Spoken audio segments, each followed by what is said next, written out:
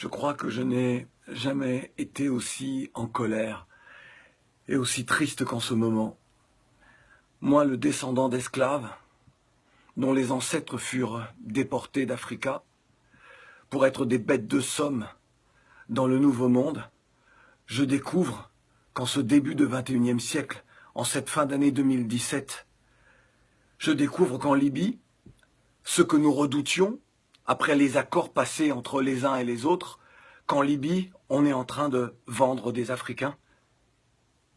Là, en Libye, on vend nos jeunes qui, parce qu'ils ne pouvaient plus supporter le manque de vision d'avenir dans leur propre pays, ont décidé de partir, de braver le désert, de braver la mer, de braver la violence des groupes armés, de se retrouver humiliés en Europe en arrivant, que ce soit à Lampedusa ou ailleurs. Là, aujourd'hui, avec les accords passés entre la Libye et l'Union européenne, la France et d'autres pays, avec les États africains qui ferment les yeux, qui ne font rien, mais alors rien, pour aider cette jeunesse. Dire que nos jeunes ne peuvent plus partir. Il faut un sommet extraordinaire, il faut réfléchir. Aujourd'hui, on est en train de vendre, là, des Africains, des jeunes, nos jeunes. On les enferme dans des cages, puis on les vend au plus offrant. Et ça ne vous fait rien. Moi, le descendant d'esclaves, j'ai la haine. Je me demande que faut-il faire. Après cela, il faut que l'on nous dise qu'il faut aimer ce monde, il faut respecter les institutions telles qu'elles soient.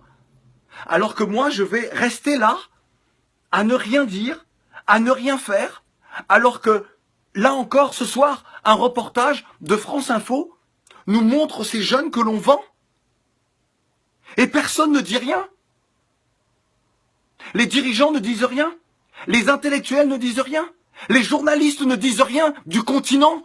Personne ne se révolte. Les footballeurs qui ont les moyens ne disent rien. Vous laissez comme ça les uns les autres se faire vendre. Qu'est-ce que les descendants d'esclaves comme moi peuvent penser, doivent penser? C'est donc ce qui s'est passé avec nos ancêtres il y a plusieurs siècles. On ferme les yeux. Vous ne comprenez pas ce qui se joue. C'est l'avenir d'une part de l'humanité. C'est l'avenir de toute l'humanité. Lorsque des êtres humains sont capables de vendre d'autres êtres humains, c'est qu'ils s'empoisonnent eux-mêmes. Ils se privent de l'humanité. Lorsque des personnes ferment les yeux sur cela, ils se privent de cette humanité. Ils rusent avec des principes d'égalité, des principes d'honnêteté, de respect de l'autre, de démocratie. Quelle démocratie? Et celles et ceux qui subissent ça ne sont donc plus des êtres humains? C'est ça que vous acceptez aujourd'hui? Vous voulez quoi? Jusqu'où devons-nous aller pour nous faire entendre? Et là, je m'adresse aux dirigeants africains. Levez-vous, faites quelque chose. Vous voulez quoi? Que je vous supplie? Vous voulez quoi? Que nous entamions des grèves de la faim? Pour que vous réagissiez?